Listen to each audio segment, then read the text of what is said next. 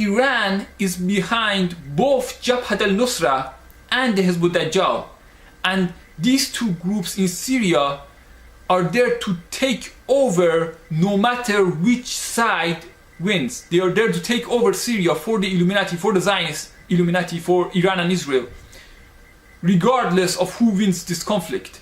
If the Syrian rebels win, Jabhat al-Nusrah will try to take over, just as they tried initially when the war first began in 2012. And they attacked the FSA and tried to force their fighters to join them. They actually tried to force the FSA into joining the Jabhat al-Nusrah. And if Assad wins, then Iran's army and the Hizb ut-Dajjal will try to take over and make Assad into their puppet, or simply kill him, assassinate him, using Jabhat al-Nusrah, and then replace him with their own puppet. And then it would seem like Jabhat al-Nusrah killed him, it would seem like the Sunnis killed him, so the Nusayri soldiers won't complain. They won't turn against the 12 Imamis.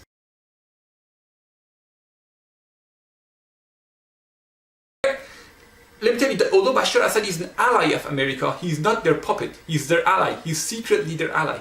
But what he doesn't know is that he is secretly being betrayed, and in the end, eventually they're planning to overthrow him, but only after they get rid of the real rebels, the real Mujahideen, the real Syrian uprising. After they get rid of the independent groups and the real groups, America is eventually planning to betray Bashar al-Assad.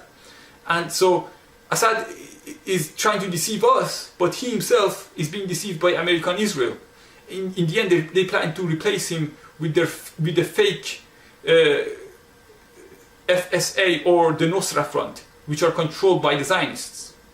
That's what they're planning to do in the end. That's why the Nusrah Front keeps calling on the rebels to unite together under their leadership. They're trying to control the rebels. They keep saying that you all have to obey orders from us, and if you don't, we'll kill you. And the Nusrah Front actually recently destroyed a Sonni rebel group called Jaish al-Mujahideen. They destroyed them.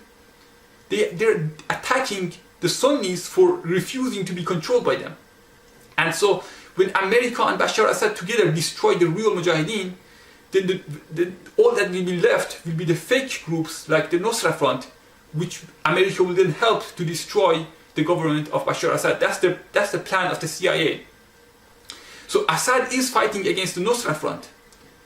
The Nusrah Front are agents of Iran, Israel and America. Assad is fighting against the Nusrah Front, but America only helps him to fight against the real rebels, the independent rebels. And so, for example, that's also why the Hizb ut-Dajjal, the so-called Hezbollah, who are agents of Iran, that's why they refused to help Bashar Assad to fight against the Nusrah Front. They kept making excuses for why they can't help him to fight against the Nusrah Front. You see, because the Nusrah Front and Hizb ut-Dajjal are really the same group, and the government of Iran and the government of Israel and America and Russia, they're all exactly the same. Bashar Assad is being used, he's being deceived, and he's secretly the ally of America, but simultaneously he's secretly being deceived. And this is what I've been saying for years since the beginning of this whole war. These are not things that I'm just making up all of a sudden.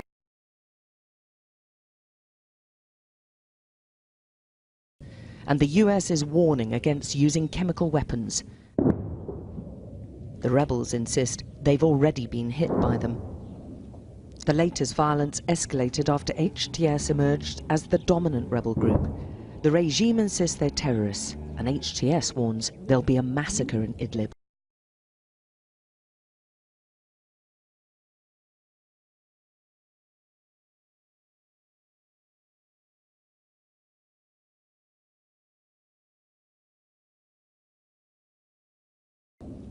The latest violence escalated after HTS emerged as the dominant rebel group. After HTS emerged as the dominant rebel group. After HTS emerged as the dominant rebel group. After HTS emerged as the dominant rebel group.